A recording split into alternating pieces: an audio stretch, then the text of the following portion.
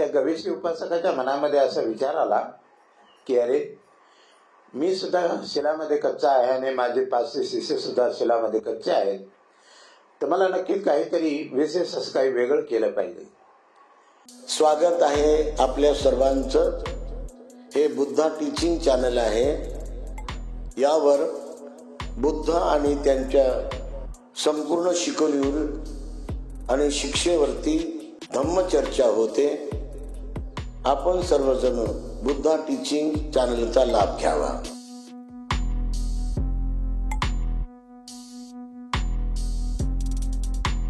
महाकारुणिक Tathagata Gautam Buddha Bodhisattva doctor Babasaheb Ambedkar या ठिकाणी जमलेले सर्व बौद्ध उपासक उपासिका बालक आणि बालिका आहे. या ठिकाणी पूजनीय पवित्र असे भिक्खू इंदवंतजी यांना माझा त्रिवार अभिवादन. या ठिकाणी जमलेले सर्व उपासक उपासिका बालक आणि बालिका आहे. आपण या वाढदिवसाच्या निमित्ताने या ठिकाणी उपस्थित झालात त्याबद्दल आपलं सर्वांचे या ठिकाणी अभिनंदन आहे. तेव्हा आपण पाहतो की भगवान बुद्धाने साधक सुद्धा कशा प्रकारे मुक्तावस्था प्राप्त करू शकतो, तेव्हा भगवंताने एक कहाणी सांगितलेली आहे, गोष्ट सांगितलेली आहे की भगवान बुद्ध एक वेळेस कौशल देशामध्ये विपश्यना साधना करण्यासाठी थांबले होते आणि सकाळच्या पहारी चिवर पात्र ठीक करून भिक्षू संघाबरोबर ते भिक्षाटनाला निघाले. भिक्षाटनाला निघत असताना रस्त्याने चालता चालता चालता त्यांना एक मोठं शालवन लागलं आणि ते शालवन लागल्याच्या नंतर भगवंताने रस्ता सोडून दिला आणि रस्ता सोडून दिल्याच्या नंतर ते एका शाल वृक्षाखाली जाऊन बसले आणि बसल्याच्या नंतर ते स्मूथ हास्य करू लागले. स्मूथ हास्य करू लागल्याच्या नंतर भक्ती पाठीमागे आनंद होताच, म्हणून आनंदाने पाहिले की अशा प्रकारे भगवान रस्ता सोडून शाल वृक्षाखाली बसलेले आहेत आणि त्या ठिकाणी स्मूथ हास्य करीत आहेत. नक्कीच काहीतरी कारण असलं पाहिजे. तेव्हा आनंदाने आपली जिज्ञासा व्यक्त केल्याने भगवंताला म्हणाले की भगवान, आपण या शाल वृक्षाखाली येऊन अशा प्रकारे स्मूथ हास्य करत आहात, याच काय कारण आहे? तेव्हा भगवान आनंदाला समजावून सांगता की आनंदा, हे जे तुला वन दिसतं हे सगळं जंगल दिसतं, तर पूर्वीच्या काळी यामध्ये फार मोठं सुसज्ज असं नगर होतं आणि ते नगर धनधान्याने परिपूर्ण होतं. आणि या नगरामध्ये पूर्वीचे जे सम्यक संबुद्ध काश्यप नावाचे सम्यक संबुद्ध होते, त्यांनी या ठिकाणी येऊन साधना केलेली आहे आणि ते या ठिकाणी राहत होते. पुढे भगवान बुद्ध म्हणतात की त्या ठिकाणी काश्यप नावाचं जे सम्यक संबुद्ध होता ते त्यांचा एक शिष्य होता आणि त्या शिष्याचं नाव गवेशी असं होतं. परंतु या गवेशीनं सुद्धा आपल्या बरोबर 500 शिष्य बनवलेले होते. परंतु हा भगवान बुद्धाचा शिष्य उपासक असला तरी तो शिलामध्ये अपरिपक्व होता, शील पालन नव्हता करत, कच्चा होता आणि त्यांनी जे 500 शिष्य बनवले होते तेही शिलामध्ये कच्चे होते. पुढे भगवंताने अशा प्रकारे आनंदाला सांगितलं की आनंदा, त्या गवेशी उपासकाच्या मनामध्ये असा विचार आला की अरे, मी सुद्धा शिलामध्ये कच्चा आहे आणि माझे 500 शिष्य सुद्धा शिलामध्ये कच्चे आहेत, तर मला नक्कीच काहीतरी विशेष असं काही वेगळं केलं पाहिजे. तेव्हा ते आपल्या 500 शिष्याकडे जातात आणि आपल्या 500 शिष्याकडे गेल्याच्या नंतर म्हणतात की असं करा की मी आजपासून शिलाचं पालन करणारा मला समजा. असं म्हणल्याच्या नंतर ते निघून जातात आणि तेव्हा ते 500 शिष्य विचार करतात की अरे, आपले जे गवेशी आहेत, आपले जे मार्गदाता आहेत, आपलं कल्याण करणारे आहेत, ते जर शिलाचं पालन करतात, मग आपण शिलाचं पालन का करू नये? असं म्हणल्याच्या नंतर ते 500चे 500 त्यांचे जे शिष्य होतात ते गवेशी उपासकाकडे जातात आणि म्हणतात आजपासून आम्हाला सुद्धा आपण शील पालन करणार समजा. असं म्हणल्याच्या नंतर त्या ठिकाणी भगवान आनंदाला सांगतात की भगवान आनंदाला म्हणतात की आनंदा, की अशा प्रकारे गवेशी हा विचार करतो की मी सुद्धा शिलामध्ये परिपक्व झालो आणि माझे 500 सुद्धा शिलामध्ये परिपक्व झाले, आम्ही दोघंही बरोबर झालो, आमच्यामध्ये कोणत्याही प्रकारचा भेद राहिला नाही.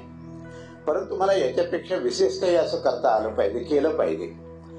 म्हणून तो अशा प्रकारे पुन्हा ते 500 शिष्याकडे जातो आणि 500 शिष्याकडे गेल्याच्या नंतर म्हणतो की मी आता एक आहारी राहील, म्हणजे मी एकच वेळेस भोजन करीन, मी सकाळी संध्याकाळी अशा प्रकारे दुपारी कोणत्याही अवेळी भोजन करणार नाही, फक्त एकच वेळी भोजन करीन असं म्हणल्याच्या नंतर तो निघून येतो. आणि मग भगवान आनंदाला सांगतात की आनंदा, की ते 500 उपासकाच्या मनामध्ये सुद्धा असं येतं की जर आमच्या अशा प्रकारे गवेसी जे आमचे फार मोठे उपकारक आहेत, मार्गदाता आहेत, ते जर अशा प्रकारे एक आहारी एकच वेळेस भोजन करणारे आहेत, तर मग आपण का करू नये असं म्हणल्याच्या नंतर ते सुद्धा 500 त्यांचे शिष्य होतात ते गवेसीकडे जातात आणि म्हणतात की आजपासून आम्हाला सुद्धा एक आहारी समजा, आम्ही अवेळी भोजन करणार नाही, विकाल भोजन करणार नाही असं म्हणून ते येतात. आणि त्यानंतर मात्र गवेसी हा विचार करतो की अरे, जर आम्ही अशा प्रकारे एक वेळी भोजन करतो, अवेळी भोजन करणार नाही, जर आम्ही या व्रताचं पालन करतो तर मला याच्यापेक्षा काहीतरी वेगळं केलं पाहिजे, वेगळं केलं पाहिजे. त्याच्यानंतर भगवान आनंदाला सांगतात की आनंदा, ते गवेसी 500 शिष्याकडे येतात आणि 500 शिष्याकडे आल्याच्या नंतर ते म्हणतात की आजपासून मी मात्र ब्रह्मचर्याचं पालन करीन असं म्हणल्याच्या नंतर ब्रह्मचर्याचं पालन करणारं मला समजा असं म्हणल्याच्या नंतर गवेसी तिथून निघून जातात. आणि त्यानंतर 500 त्यांचे जे शिष्य असतात ते विचार करतात की जर अशा प्रकारे आमचे जर गवेसी, आमचे गुरु, आमचे मार्गदाता जर ब्रह्मचर्याचं जर पालन करत असतील तर आम्ही ब्रह्मचर्याचं पालन का करू नये असं म्हणल्याच्या नंतर भगवान आनंदाला सांगतात की आनंदा, की ते 500चे 500 त्यांचे जे शिष्य असतात ते उठतात आणि ते आपल्या गुरुकडे जातात, आपल्या गवेसी मार्गदाताकडे जातात आणि गेल्याच्या नंतर त्या ठिकाणी त्यांना ते म्हणतात की आजपासून आम्हाला सुद्धा ब्रह्मचर्याचं पालन करणारं समजा असं म्हणल्याच्या नंतर गवेसीच्या मनामध्ये येते की आता 500 शिष्याने मी एक बराबर झालेलो आहोत, ते सुद्धा ब्रह्मचर्याचं पालन करतात, मी सुद्धा ब्रह्मचर्याचं पालन करतो, म्हणून मला आता काही विशेष असं करायला पाहिजे असं म्हणल्याच्या नंतर गवेसी हा उपासक विचार करतो की मला याच्यापेक्षा काही विशेष असं केलं पाहिजे. तेव्हा हा गवेसी सम्यक संबुद्ध काश्यप या सम्यक संबुद्धाकडे येतो आणि भंतेजीला विनंती करतो की भंते, आपण मला प्रवचित करावं असं म्हणल्याच्या नंतर त्या ठिकाणी काश्यप सम्यक संबुद्ध त्यांना प्रवचित करतात आणि प्रवचित केल्याच्या नंतर त्यांना विपश्यनेचं कर्मस्थान देतात आणि कर्मस्थान केल्याच्या नंतर जेव्हा ते साधना करायला लागतात तेव्हा ते साधना करता करता करता ते अरंत होतात. अरंत झाल्याच्या नंतर जेव्हा ते अरंताचं सुख भोगत असतात तेव्हा मात्र ते आपल्या 500 शिष्यांची आठवण करतात की जसं मला हे परमसत्य अवस्थाची प्राप्ती झाली, परमसुखाची अवस्था प्राप्त झाली, सम्यक अरंत झालो, म्हणून अशाच प्रकारे माझ्या शिष्यांना सुद्धा हे सुख प्राप्त व्हावं असं म्हणून ते थोडं विचार करतात, चिंतन मनन करतात. असं झाल्याच्या नंतर हे 500 गवेसी शिष्यांना पण समजले की आमचे गुरु सम्यक संबुद्ध काश्यप यांच्याकडे गेलेले आहेत आणि त्यांनी प्रवेश करून अशा प्रकारे विपश्यना करून ते अरंत झालेले आहे. म्हणून ते जर अशा प्रकारे जर आपली मंडन करून दाढी मुछा घटून आणि ते जर काशाय वस्त्र घालून अशा प्रकारे भिक्षू बनवून अरंत होतात, मग आम्ही का होऊ नये असं म्हणल्याच्या नंतर भगवान आनंदाला सांगतात की आनंदा, ते 500चे 500 उपासक भगवान काश्यप सम्यक संबुद्धाकडे जातात आणि त्यांना विनंती करतात की भक्ते, आम्हाला चिवर देऊन उपकृत करावं असं म्हणल्याच्या नंतर भगवान त्यांना चिवर देतात आणि चिवर दिल्याच्या नंतर आपल्या भिक्खू संघामध्ये सामील करून घेतात. त्यानंतर भगवान त्यांना विपश्यनेचे कर्मस्थान देतात आणि कर्मस्थान दिल्याच्या नंतर ते साधना करतात आणि साधना करता करता ते एका भगवंताची परवा घेऊन एका डोंगरावर निघून जातात आणि निघून गेल्याच्या नंतर त्या ठिकाणी साधना करतात आणि ते 500चे 500 जे त्यांचे शिष्य आहेत ते सुद्धा अरंत बनतात. असं सांगितलं जातं की भगवान काश्यप सम्यक संबुद्धाच्या काळामध्ये जे काय अरंत होते त्यामध्ये हे गवेसी उपासक अरंतामध्ये गिनू लागला आणि 500 जे शिष्य होते ते सुद्धा अनंतामध्ये गिनू जाऊ लागले.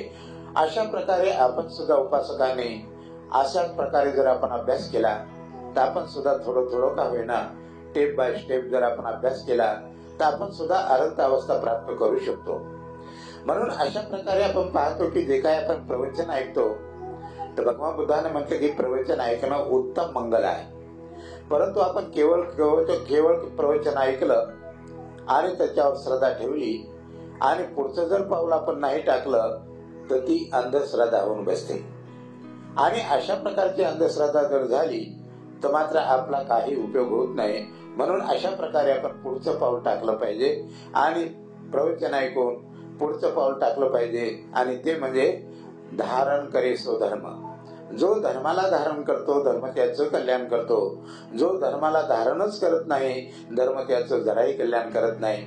म्हणून अशा प्रकारचे केवळ प्रवचन ऐकून केवळ त्याच्यावर श्रद्धा जर ठेवली आणि पुढचं पाऊल जर नाही टाकलं तर ती मात्र अंधश्रद्धा होऊन बसते. म्हणून अशा प्रकारे अंधश्रद्धा न होता आपण सुद्धा पुढचं पाऊल टाकलं पाहिजे. आणि ज्याप्रमाणे गवेसी एक एक पाऊल टाकता आणि ते अनंत अवस्थेला पोहोचले अशाच प्रकारे आपल्या उपासकांना सुद्धा हे प्रवचन लागू पडतं. म्हणून आपण सुद्धा स्टेप बाय स्टेप प्रवचन ऐकायचं. नुसतं जागेतच बसायचं साधं म्हणून सोडून द्यायचं नाही तर आचरण करायचं. जोपर्यंत आचरण नाही तोपर्यंत या ज्ञानाचा काही अर्थ निघत नाही आणि ते ज्ञान झिरो आहे.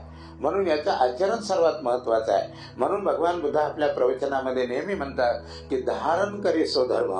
जो धर्माला धारण करतो धर्म त्याचं कल्याण करतो. जो धर्माला धारणच करत नाही धर्म त्याचं जराही कल्याण करत नाही. धर्म धर्म तो सब कहे धर्म ना समजे कोई. शब्द बिचारा क्या करे अर्थ ना समजे कोई. म्हणून अशा प्रकारचं आपल्याला हे समजून उमजून ज्याप्रमाणे गवेसीने स्टेप बाय स्टेप पुढे ढकलून आपल्या अशा प्रकारे पाऊल टाकून शेवटी अनंत अवस्था प्राप्त केली त्याचप्रमाणे आपण सुद्धा ही अवस्था प्राप्त करा. एवढंच मात्र मी या ठिकाणी आपण हे प्रवचन ऐकलं.